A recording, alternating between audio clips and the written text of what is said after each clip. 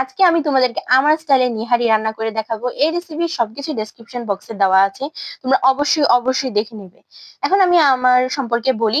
আমার জন্ম আসলে রুরাল এরিয়াতে। ছোটবেলা থেকে আমার কুকিং আর গার্ডেনিং অনেক পছন্দ। আমি এখানে এটি সর্বাবস্থাতেও করার চেষ্টা করি। মূলত কুকিং করা আমার অন্যতম শখ। আর এখানে আমি আজকে নিহারি রান্না করে দেখাচ্ছি, যেটা আমার ছেলে নেহারু বলে।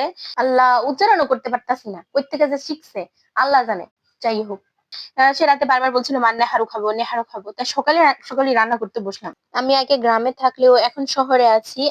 আমার বাচ্চাদের পড়ালেখার জন্যই মূলত আমি শহরে। আমার নিজের বাসা আছে গ্রামে। আমার অনেক ইচ্ছা করে ওখানে থাকতে, কিন্তু পরিস্থিতির শিকার আমি।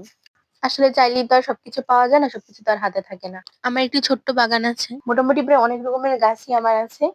যদি আপনারা ওই গাছগুলো দেখতে ইচ্ছুক, তাহলে প্লিজ কমেন্ট করে আমাকে জানাবে। আজকের মতো এটুকুই।